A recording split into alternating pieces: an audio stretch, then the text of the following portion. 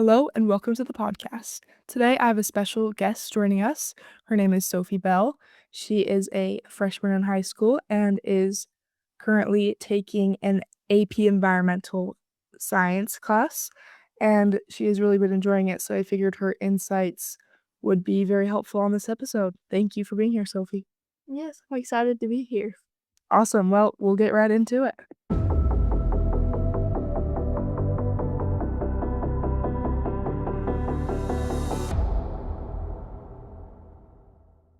All right, so for this digital museum, my theme has been how climate change and environmentalism has been portrayed by mass media.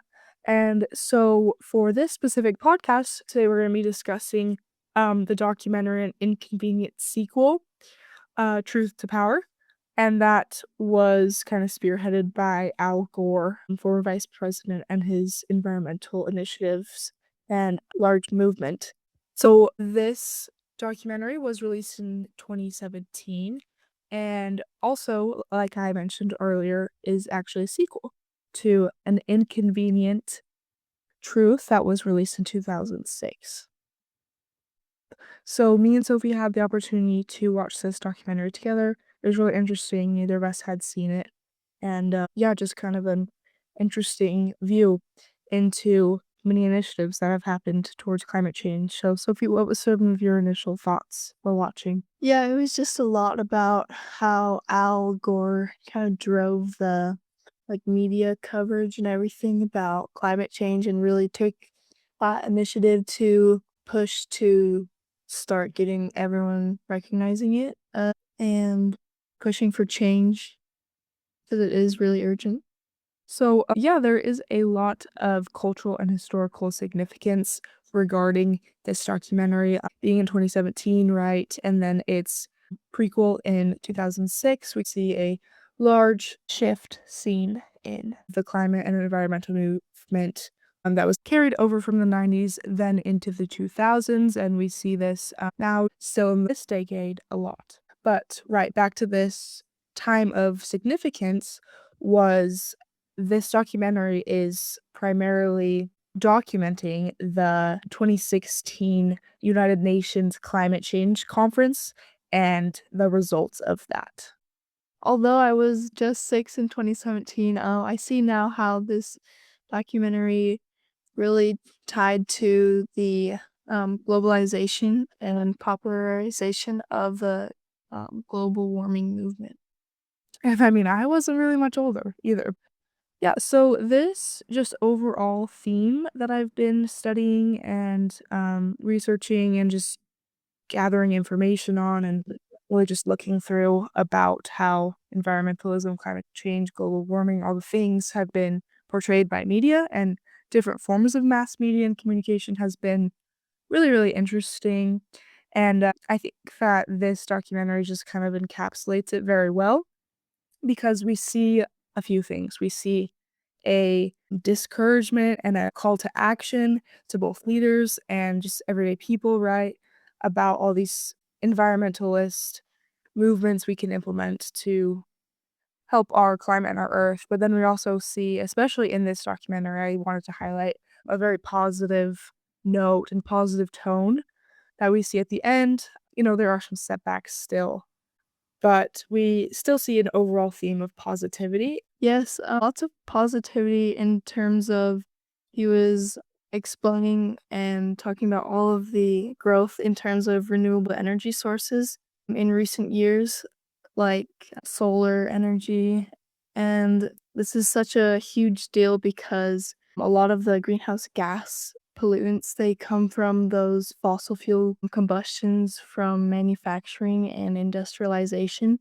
So turning to and converting to renewable energy sources really is a huge step for the global warming movement, and it's so good to always have those positive endings. The positive tone instills a lot of hope. Yeah, so the growth is so often overlooked in comparison to the negative aspects. So positivity is just so important. Yeah, so I think that, that's a great point, the positive tone that we see throughout this documentary, but also, especially towards the end, actually very much heavily differs from the first documentary actually in the set. So that's really interesting. Yeah, so one other interesting thing to note was, in the prequel in 2006, there was a scene, it was actually, like, the largest, like, most controversial scene that caused the most backlash from the movie.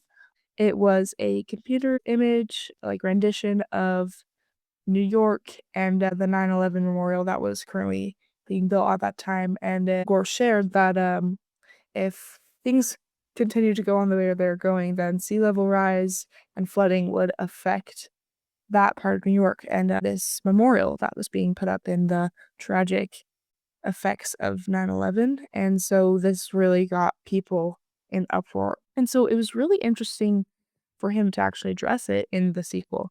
He just called it out and said this was something very heavily he received backlash on, but, then he also showed videos of the memorial starting to flood and seeing that this did actually happen. He wasn't making it up, he wasn't lying, he wasn't trying to fearmonger in that sense. It was something that had been studied and it ended up happening. But also it differs from a lot of the very kind of negative and scary, harsh reality coverage that we tend to see of climate change in the mass Yeah. media. Yeah, right. So just in general, we see some very heavy themes throughout the portrayal and collection of climate change, environmentalism, throughout mass media, mass communication, and all of that good stuff. But there's actually a article and study published by the Yale School of the Environment.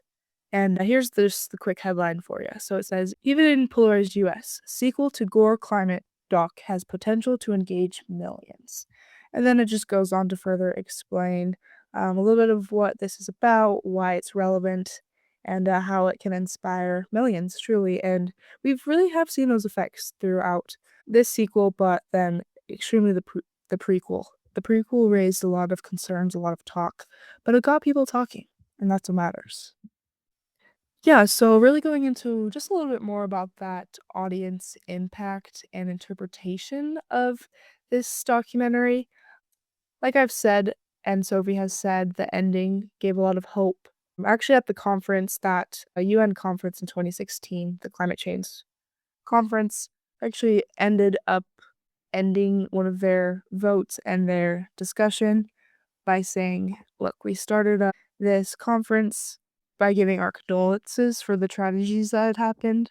Just to give a little bit of context there were tragedies and terrorism that occurred in Paris that has been speculated to be connected to the conference. So, anyway, they addressed that and said, "We began this conference in solidarity, and now we have been able to come to a conclusion together for the better of our world and our countries and are really celebrating, and it's this very vivid and visceral moment in the documentary. You see the celebration, you see the tears, you see the clapping, you see the exchanging of hugs and things like that. You can just see the look on people's faces that this has been a long time coming and it's not over, but it is a great start. So then it's really interesting to see the shift in tone just moments after that excitement in the documentary. When then President Trump is elected, we see a change in administration. We see some decisions that are being made that start to really undermine all of this incredible work and feat that Al Gore has just accomplished. And we see his discouragement, but then the documentary continues to shift even more, taking us to a small rural town in Texas and how they have become one of the most renewable cities in Texas. Yes, one of the effects of climate change that we often don't always think about is how it intensifies storms. It causes more frequent and drastic and intense fires and hurricanes and tropical storms. And in addition to just the effects of the global temperatures rising and their effects on habitats and organisms, and also sea level rise, that is one of the effects that's more seen in this documentary. Yeah, this was really well emphasized. Sophie's right. This was explained to me in a way that I never really heard before, and very interesting too because these ideas were brought up by Al in a presentation, and then also the lack of representation of these ideas was brought up by, formerly has been brought up by, no, he brought up that they were lacking in the media we've seen so far, and so this was really interesting to see. His points were very clear and concise, and his visuals were super effective, right? Went from mass flooding and then straight to these horrendous fires, and that just, really painted a picture. Yeah, his presentations were really good. I really, enjoyed listening to him speak, and really it shows, from Gore's amazing work about how through he was so persistent, dedicated efforts and work, you can create change. You can solve these massive global problems. Yeah, and he summarized it best himself at the end when he talks about the hope that needs to lead on and how discouragement can't take over. It's especially insightful in the realm of how mass media has continued to portray the subject of climate change as hopeless, as inevitable, as um, impossible.